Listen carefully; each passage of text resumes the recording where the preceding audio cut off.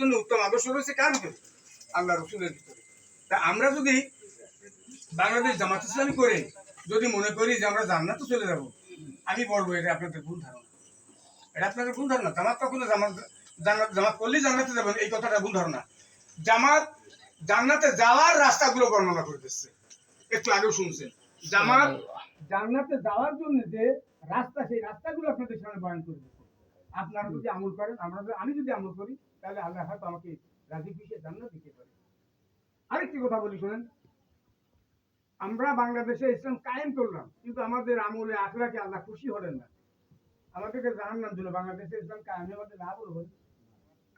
বাংলাদেশে ইসলাম কায়েম হলো না, কিন্তু আমরা ইসলাম কায়েম করার জন্য, দিন কায়েম করার জন্য এমন ভাবে প্রচেষ্টা করলাম যে আমার আল্লাহ আমার কাছে খুশি হয়ে গেল, রাজি হয়ে গেল, আমাকে জান্নাত দিল। তাই আমি সফল হয়ে গেলাম না? তাহলে আমাদের কি করতে হবে? আল্লাহর জমিনে আল্লাহর দিন কায়েম করার কাজটা এমন ভাবে করতে হবে যে কোরআন এবং হাদিসের নির্দেশিত পথে করতে হবে। নামাজ বাদ দিয়ে দিন কায়েম করা যাবে না।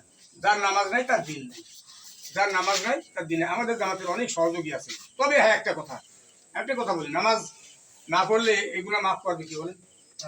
আল্লাহ। কিন্তু যদি দিনা হয়ে মরি, তাহলে এগুলো আর মাফ করবে না। হুকুকুল ইবাদ আর হুকুকুল্লাহ, যদি বান্দার বন্দেগীতে কারোর হক নষ্ট করে যাওয়া হয়, বান্দা মাফ না করার পর্যন্ত মাফ হবে না। আল্লাহ ইচ্ছে করলে আমাদের মাফ করতে পারে। দেখেন, আমি একটা সাবিক ঘটনা বলি। সম্ভবত কোন যুদ্ধ বেঁধে গেছে, যুদ্ধ বেঁধে গেলি সেখানে অনেক শহীদ হয়েছে। তো হঠাৎ করে দেখে যে এমন একজন ইহুদি লাশ পড়ে আছে। তখন সবাই বলছে, ইহুদির লাশ এখানে কিভাবে, ইহুদির লাশ এখানে কিভাবে আসলো?